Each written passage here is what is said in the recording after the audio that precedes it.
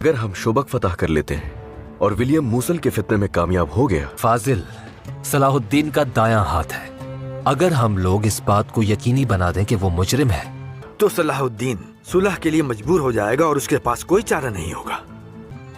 तो फाजिल के जुर्म का इल्जाम सलाहुद्दीन पर भी आयद होगा। लेकिन इस वक्त वो जिस हाल में है उसे चंद लम्हों की सांस और कुछ मोहलत के सिवा और किसी चीज की जरूरत नहीं। सलाहुद्दीन के खिलाफ लोगों को भड़काने पर तवज्जो दो। मजहर का मामला मैं खुद संभाल लूंगा कायमास।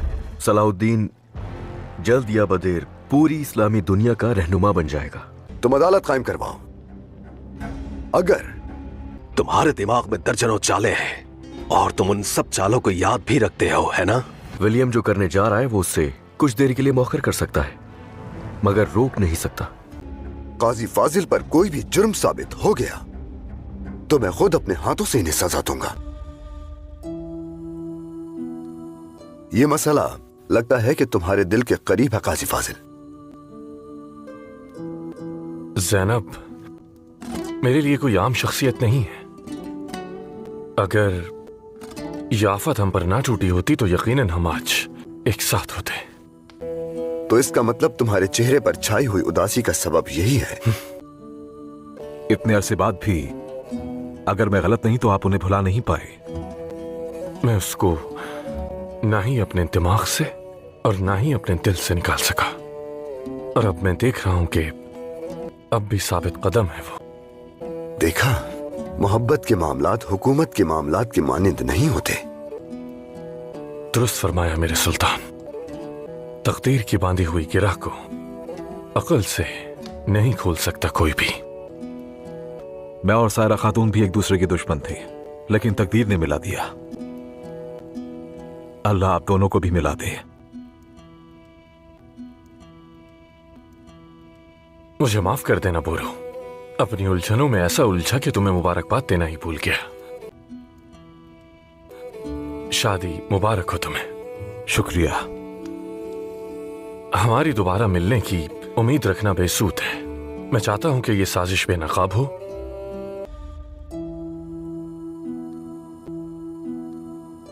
और मैं ज़ैनब का कर्ज अदा कर सकूं। अगर किस्मत ने तुम दोनों को इतने अरसे बाद मिलाया है तो इसके पीछे जरूर कोई हिकमत होगी। अल्लाह जो तय करता है वही बेहतर है। नहीं रुको, तुम अंदर नहीं जा सकती। मैंने कहा तुम अंदर जाओ और खबर दो। मैं सुल्तान से मिलने आई हूँ। ज़ैनब,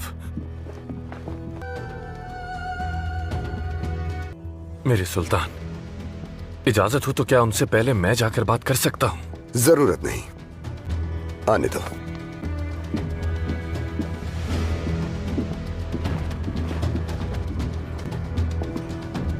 कहिए ज़ैनब खातून, क्या कहना चाहती हैं? आखिर आप इतने गुस्से में क्यों हैं? मैंने तो ये सुना था कि आप इंसाफ पसंद इंसान हैं, लेकिन मायूसी हुई मुझे।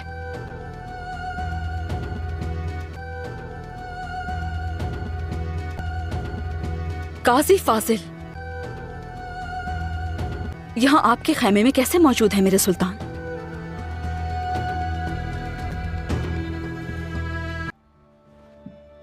चीजें ऐसी नहीं हैं जैसी नजर आ रही हैं। हर चीज की एक वजह होती है। लेकिन सबकी आंखों के सामने मुलजिम के जेल से रिहा होने की कोई वजह नहीं है। आए, यहाँ बैठे, चलें सुकून से बात करते हैं, मैं और आप।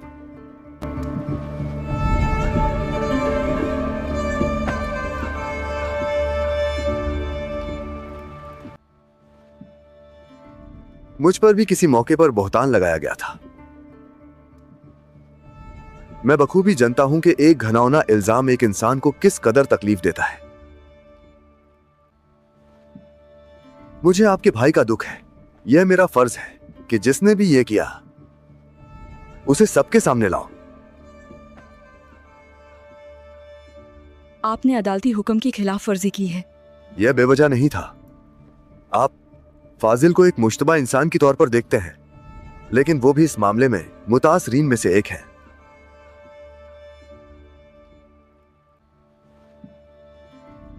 जब हिसाब किताब खोला जाएगा तो सब कुछ सामने आ जाएगा।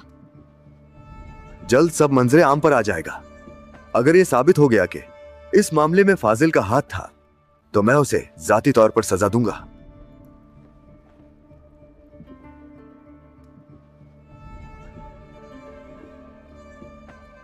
मैं इस बात का यकीन कैसे करूं?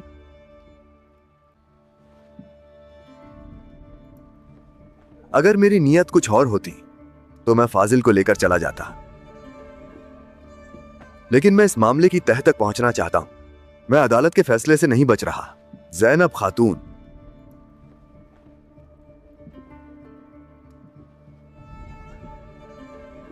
ये शाम के सुल्तान का वादा है ज़ैनब खातून। अगर वो मुतफ़िकर नहीं है, पहले हिसाब किया जाएगा।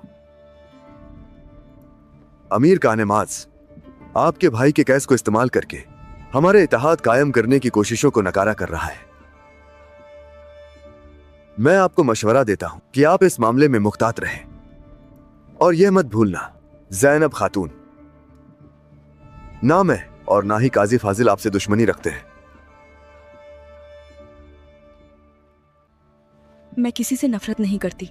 मैं सिर्फ अपने भाई के लिए इंसाफ चाहती हूँ। सोना चाहे मिट्टी में मिला दिया जाए, अपनी कीमत नहीं खोता। जल्दी या बाद में इंसाफ होगा, यकीन रखें।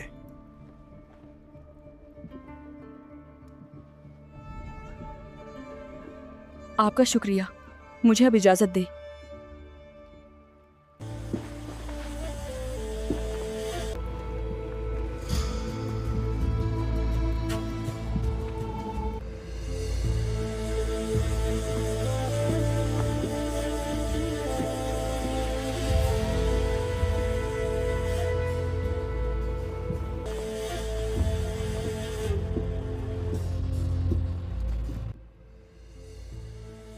मैं आपका शुक्रगुजार हूं मेरे सुल्तान।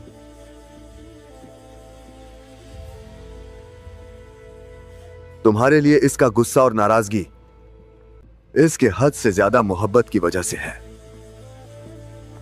टूटे हुए दिलों को तामीर करने के लिए कोशिश की जरूरत है फाजिल। इजाजत चाहता हूं मेरे सुल्तान।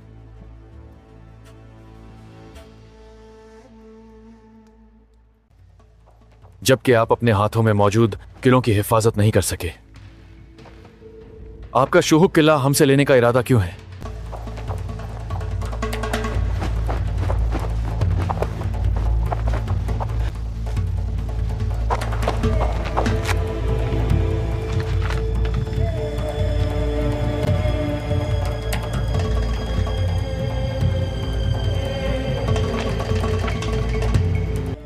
ये लो।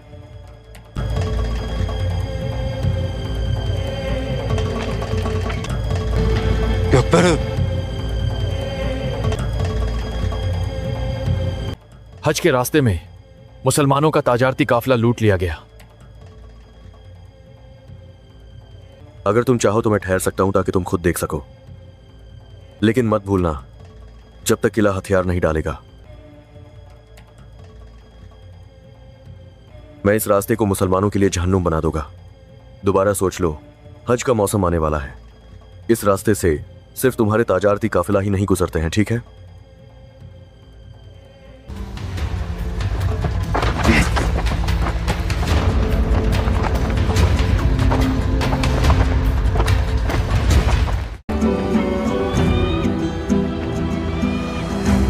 कर्क का नुकसान और बादशाह बाल्डविन की बीमारी का बिगड़ जाना, उसने लोगों में बड़ी बेचैनी और खौफ पैदा कर दिया है। मलिका, सलाहुद्दीन के बारे में क्या है? एबलिन और कर्क में उसकी फतूहात ने उसे कुद्स के लोगों की नजरों में एक नाकाबिले तस्खीर रहनुमा बना दिया। सब कह रहे हैं कि बाल्डविन जैसा बीमार बादशाह वो सुल्तान सलाहुद्दीन के खिलाफ कुद्स का दीफा नहीं कर सकेगा।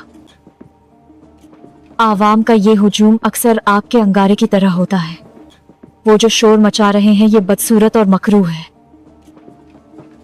लेकिन बदकिस्मती से इस बार वो सही है।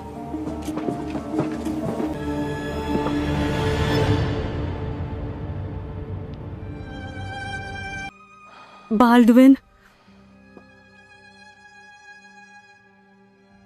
तुम कैसे हो बाल्डविन?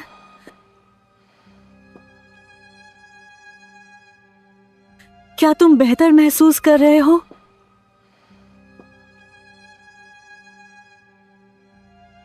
मेरा चेहरा देखो, मैं देख रहा हूं। तुम कोशिश कर रही हो कि मुझे न देखो।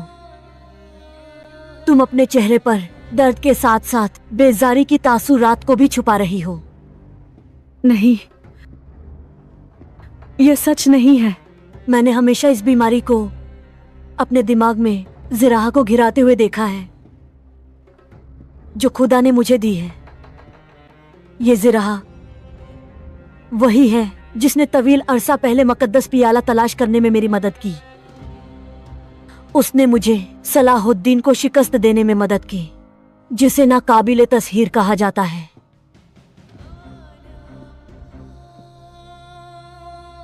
अब क्या होगा बहन, ये जिरा जो खुदा ने मुझे दी थी, अब क्या होगा बहन? ये जिरा जो खुदा ने मुझे दी थी,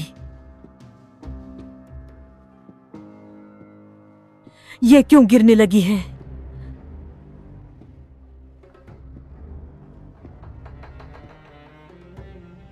नहीं, ऐसा मत कहो। तुम्हें शिफा मिलेगी। नहीं, मैं मर रहा हूं। मैं भी बहुत जल्दी मरने वाला हूं। नहीं, ऐसा मत कहो। मैं जानता हूं कि हर कोई इसके बारे में बात कर रहा है।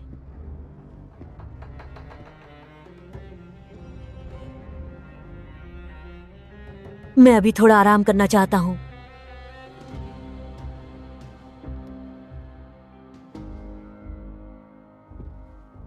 ठीक है।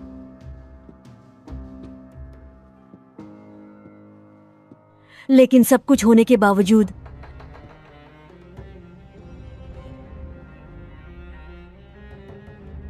मैं अपनी सल्तनत और अपने शहर का दीफा नहीं छोड़ूंगा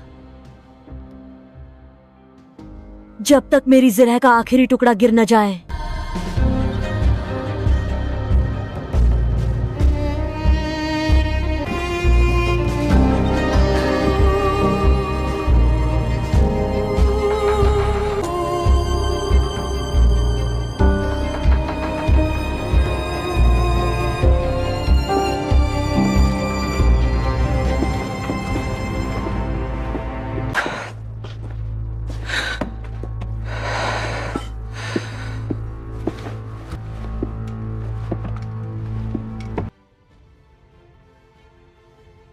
बादशाह की हालत दिन ब दिन खराब होती जा रही है और तुम उसके लिए कुछ नहीं कर पा रही हो। उससे बहुत तकलीफ होती होगी। मुझे तुमसे किसी किस्म के हकायक सुनने की जरूरत नहीं है।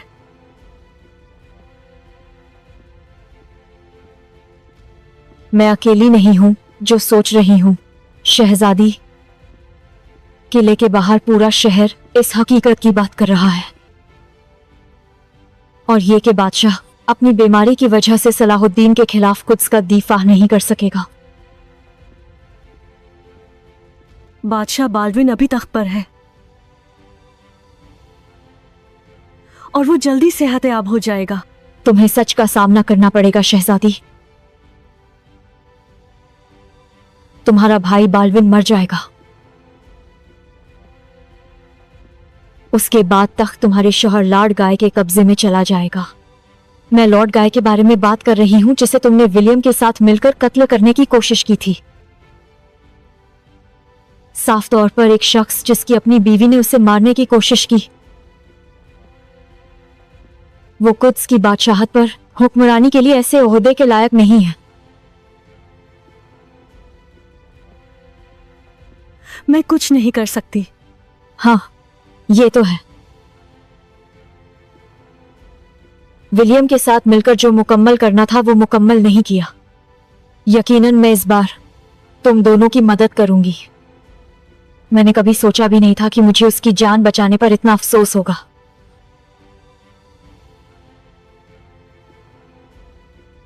आगे क्या होगा? तुम तख्त की वहद वारिस होगी।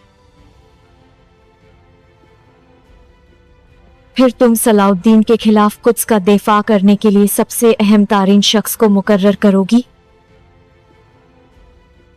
हम अच्छी तरह जानते हैं कि सलाहुद्दीन के खिलाफ इस शहर का दिफा बेलिम के अलावा कोई नहीं कर सकता।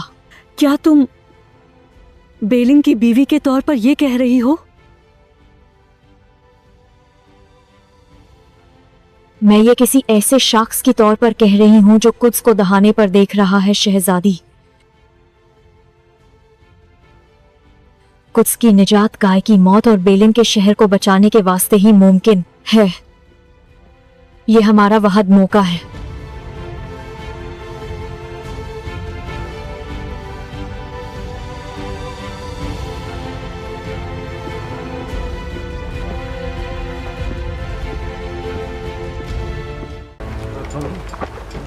जैनब,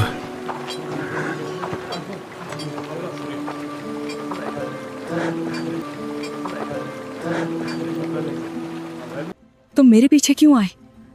मैंने जो कहना था वो कह दिया। लेकिन मैंने अभी तक कुछ नहीं कहा। मजीद कहने की जरूरत नहीं। ऐसा मत करो जैनब। हम दोनों बरसों तक खामोशी के अजाब में मुब्तला रहे। कुछ बातों से हमारे दरमियान सब खराब न करो। हर रात मैं तुम्हें अपने ख्वाबों में देखता हूं और मैं तुमसे माफी मांगता हूं। नतीजा हमेशा मायूस कुन रहा। ख्वाबों से जागने के बाद ऐसी हकीकत की तरफ जहां तुम्हारा वजूद नहीं है मुझे तकलीफ देता है। नाकाबिले बयान है। मैं कहती थी कि शायद एक दिन तुम आकर मुझे ढूंढोगे। अगर तुम मेरे भाई को नहीं बचा सके तो मेरा दुख बांटोगे और मेरी अंदर तबाही खत्म हो जाएगी। लेकिन तुम कभी नहीं आए।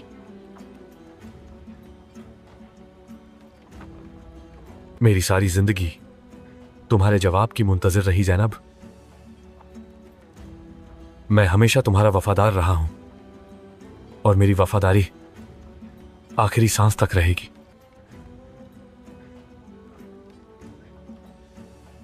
लेकिन सदाकत और मोहब्बत को सबूत की जरूरत है। मेरे पास कोई सबूत नहीं है, लेकिन मेरे चेहरे की झुर्रियां देखो। मेरी आंखें रो रो कर थक चुकी हैं। और अगर यह काफी नहीं,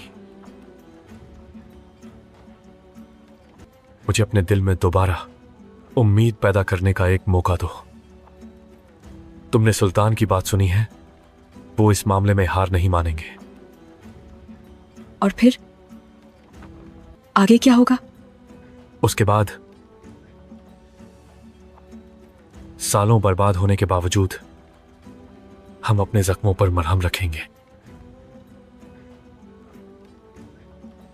बहुत देर हो चुकी है फाजिल। सब कुछ माजी में रह गया।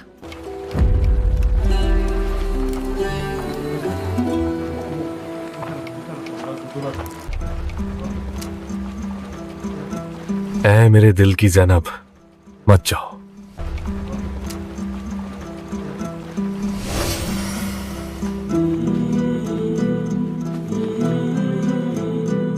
ये तुम्हारे लिए है। जब तक मेरा दिल मेरे सीने में है, मेरी आंखें ना कोई तहरीर देख सकेंगी और ना ही किसी की तरफ मतवजह होंगी जैनब। वक्त सब कुछ पुराना कर देता है मेरे फाजिल। और ये जैनब एक दिन मुरझा जाएगी तो इस रुमाल पर कढ़ाई हमारे जज्बात की तर्जुमा होगी। तो फिर मैं ये वादा करता हूं, ये जिंदगी बार मेरे दिल में रहेगा। इसके ऊपर और इसके अंदर तुम हो।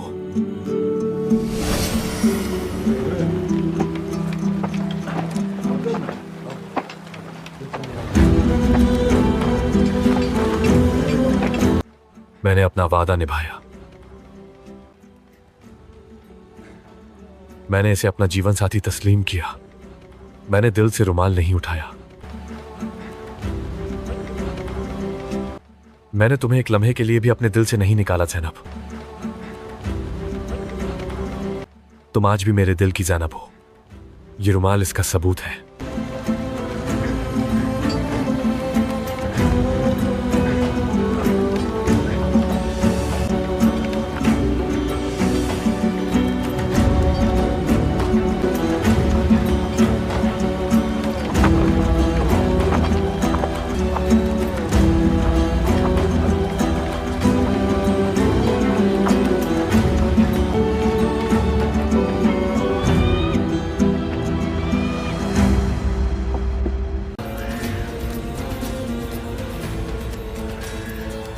जैसा कि आप सब जानते हैं, सुल्तान सलाहुद्दीन ने हमारे काजी के हुक्म को नजरअंदाज कर दिया और अपने नायब काजी फाजिल को तलवार की धमकी देकर जंदान से रिहा कर लिया। ये पाक सरजमीन जिसने अजीम और मुबारक सुल्तानों को जन्म दिया, आपने अब तक ऐसा सुल्तान नहीं देखा होगा जो शरीयत की दफात को नजरअंदाज करता है। इसका कभी तजर्बा नहीं किया गया। सलाहुद्दीन अय्यूबी, जो हमारे मरहूम सुल्तान नूरुद्दीन जंगी की मीरास को नजरअंदाज कर रहा है, वो अपने नाम पर रियासत कायम करने की कोशिश कर रहा है। अगर अब उसमें इतनी हिम्मत है तो मैं आपसे पूछता हूं, जब वो आलिम इस्लाम का रहनुमा बनेगा तो वो क्या करेगा? अगर वो आज हमारे अदालती फैसले पर सवाल उठा रहा है तो कल ये हमारे खजानों तक आएगा, फिर हमारी जमीनें और आखिरकार हमारी रूह तक पहुंच जाएगा। लिहाजा मौसूल के काबिल एतमाद लोगों के तौर पर आप लोगों को सलाहुद्दीन के खतरे से खबरदार करना चाहिए, इससे पहले कि देर हो जाए।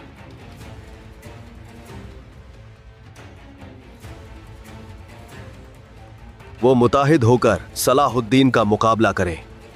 हम उनसे मुतालबा करते हैं।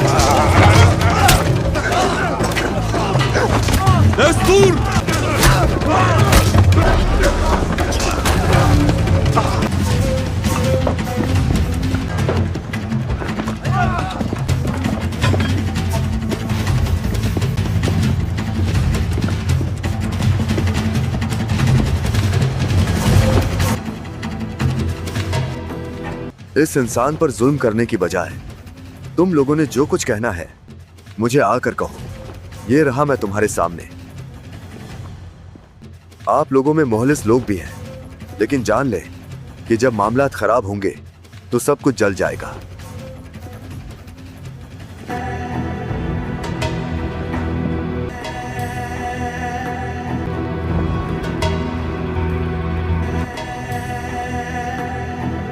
पूरे आलम इस्लाम में कोई भी ऐसा इख्तिलाफ नहीं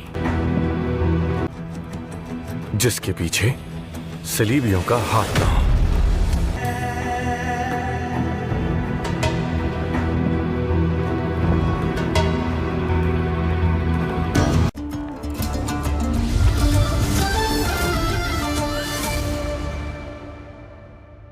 आगे का एपिसोड यहाँ से शुरू होता है।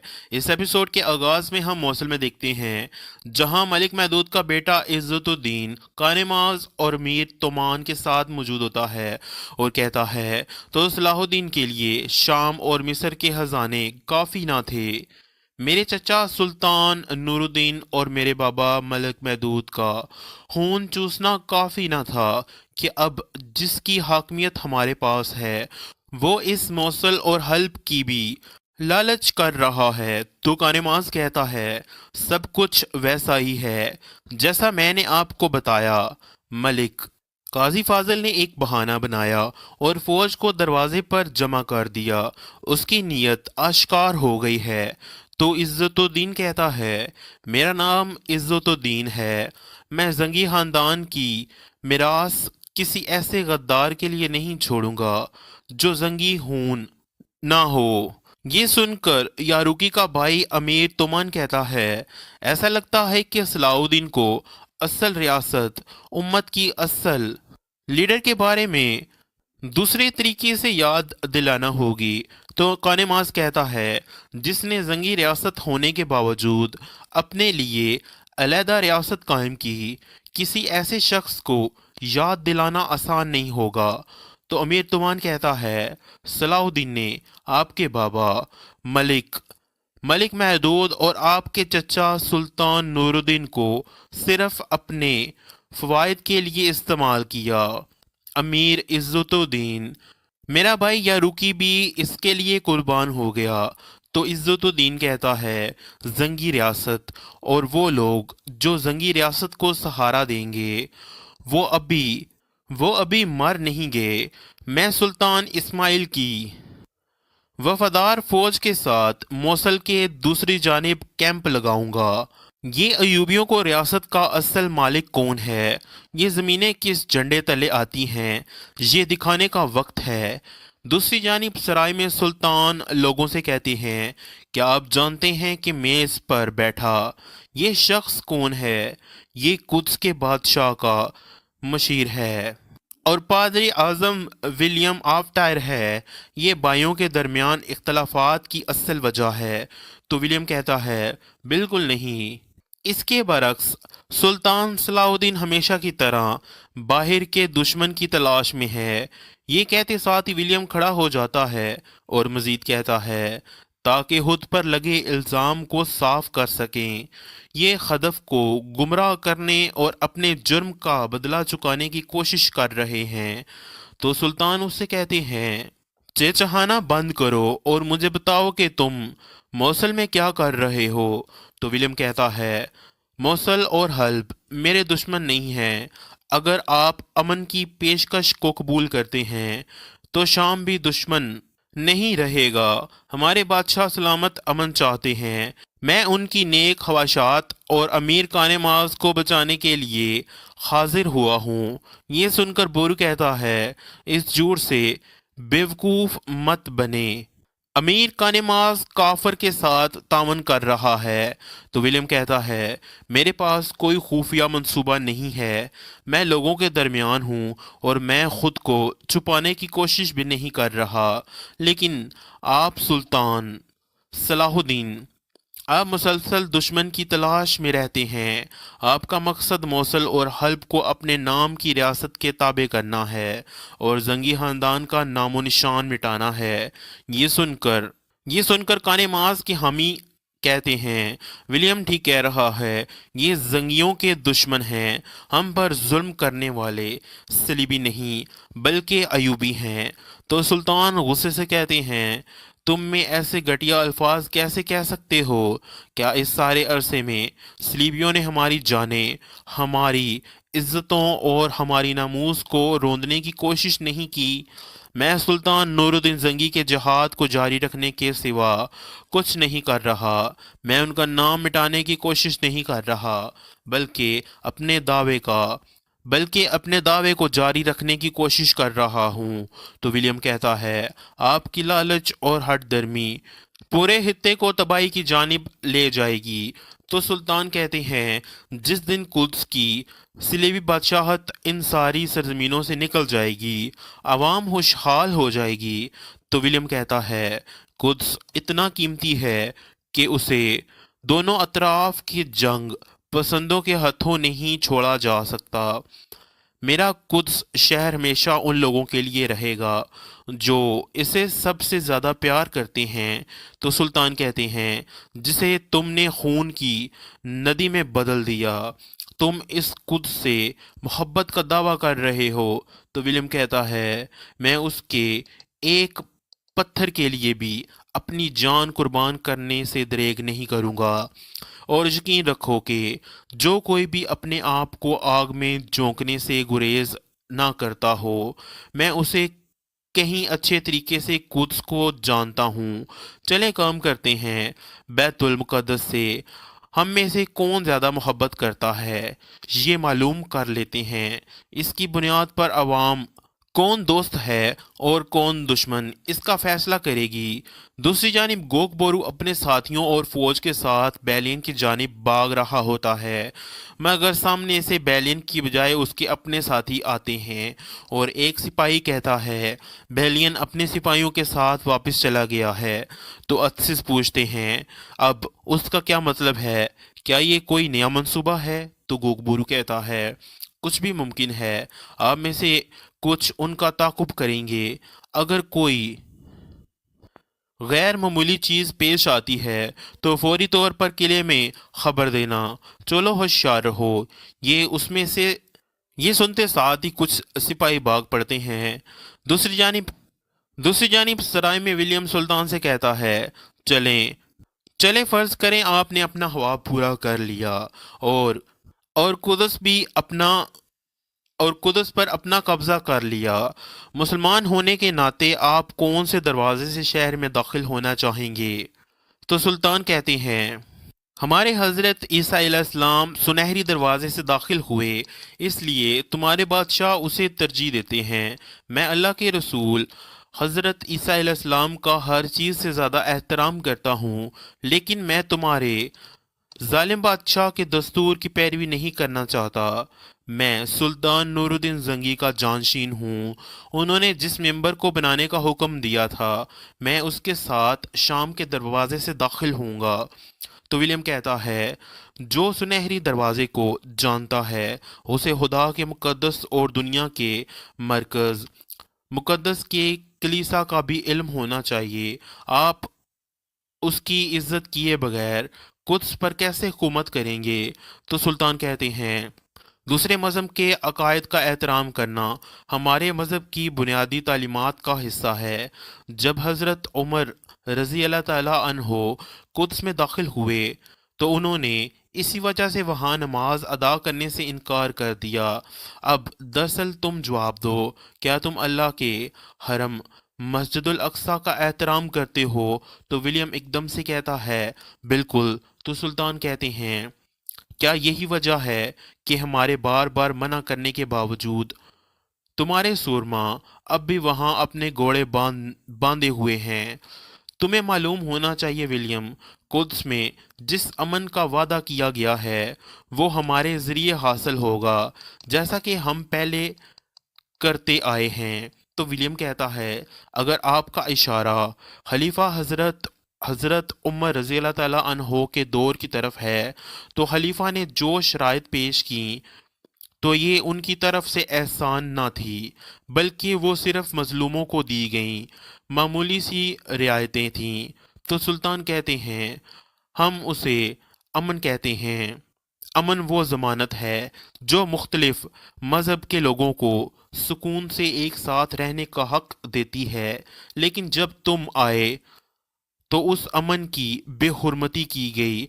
जब तुम 492 हिजरी में इस शहर में दाखिल हुए, तारीख इस खून को नहीं भूलेगी जो उसकी गलियों में बहाया गया। वजह बताओ, उस दिन बहाए गए खून को कौन सा मुकद्दस पानी साफ करता है विलियम? ये सुनकर विलियम लाजवाब हो जाता है और सराय में आवाज़ गूंजती है सुल्तान सलाहुद्दीन जिंदाबाद। तो विलियम कहता है तब जो कुछ हुआ वो कब्ज़ा ख़त्म करने के लिए खुदा के गज़ब के सिवा कुछ ना था। तो सुल्तान कहते हैं खुदा का गज़ब या इंसानी जबर, इंजील में लिखा है कि रहम दिल लोग मुबारक हैं क्योंकि उन पर रहम किया जाएगा। तो विलियम पूछता है क्या तुम उन पर रहम करोगे जो तुम में से ना हैं? तो जवाबन सुल्तान कहते हैं तुम्हें तो अपने ही लोगों पर रहम नहीं आता, फिर तुम्हारा जहन किसी और के लिए रहम का तस्वर कैसे कर सकता है? तुम्हारे अबाओ अजदाद जब कुद्स में दाखिल हुए, क्या उन्होंने अपने ऑर्थोडॉक्स भाइयों पर रहम किया जो उनके लिए अपने ही अकीदे के थे, या फिर उन्होंने इन सब को शहर से निकाल दिया और कुद्स को सिर्फ कैथोलिक का हुसूसी शहर बना डाला? तो विलियम कहता है बिल्कुल, लेकिन ये सिर्फ एक आर्जी सूरत हाल थी। जिसे बाद में दुरुस्त कर